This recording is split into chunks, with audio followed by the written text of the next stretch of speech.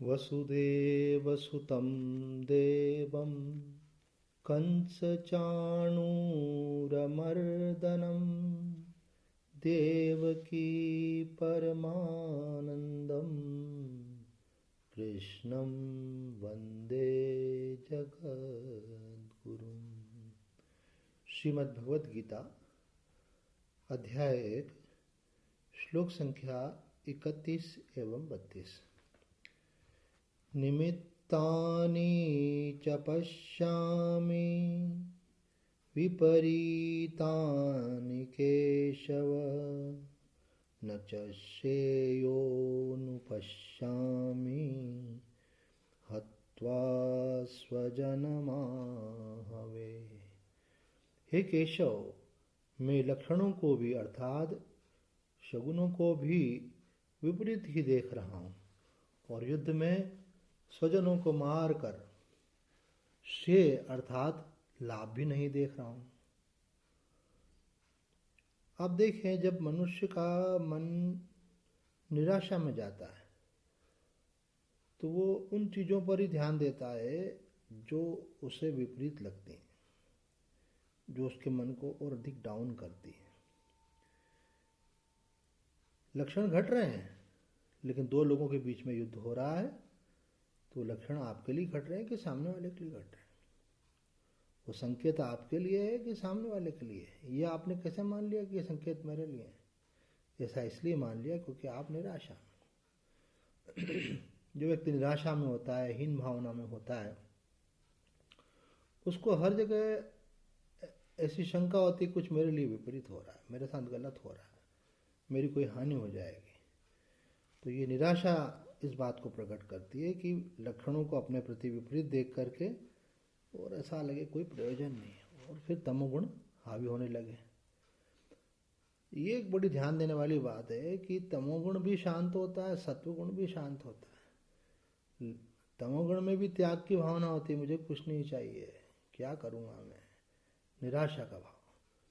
और सत्वगुण में भी आदमी संसार की निरर्थकता को जान करके शांत हो जाता है। हम अगले श्लोक को देखेंगे तो बिल्कुल आपको यही प्रतीत होगा कि अर्जुन बड़ा वैराग्य वाली अवस्था में अभी।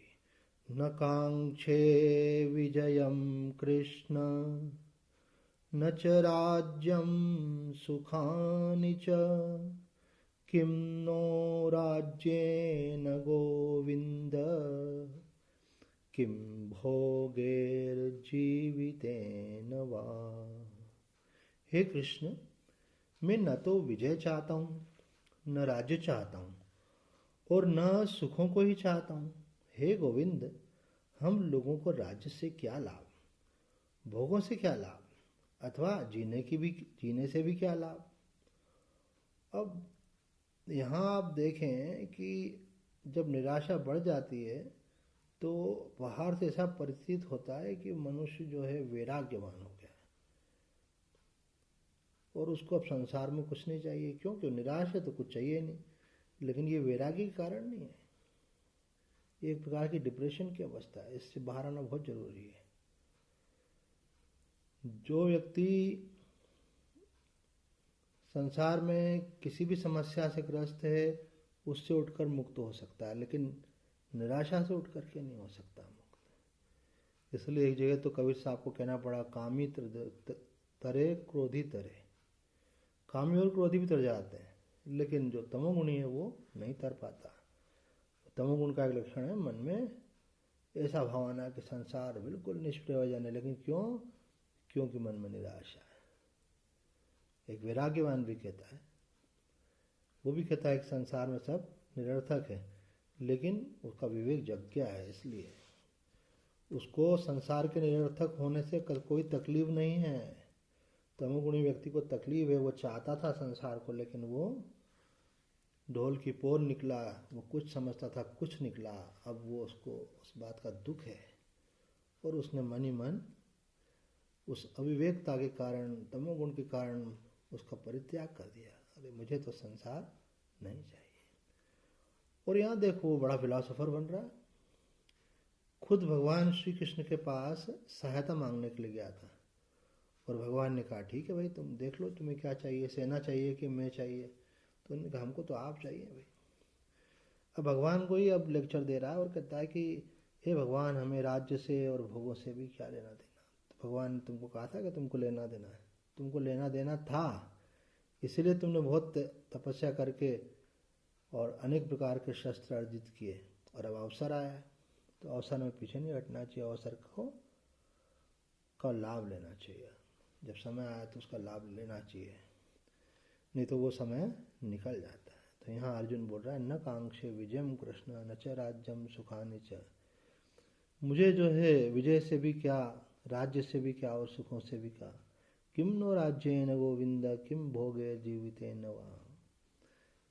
हे कृष्ण, मैं तो न विजय चाहता हूँ, न राज्य चाहता हूँ, न सुखों को चाहता हूँ। निराश व्यक्ति कुछ नहीं चाहता, और हमें इन सबसे क्या प्रयोजन, और भोगों से भी क्या प्रयोजन। बड़ा दार्शनिक बन रहा है, मतलब किसी चीज़ से कोई मतलब नहीं। लेकिन जब मनुष्य को उसकी जो संस्कार अनुसार एक दिनचर्या बन गई है, उसको काटने के लिए आता है, तो उसके साथ साथ ये सब लक्षण प्रकट हो जाते हैं।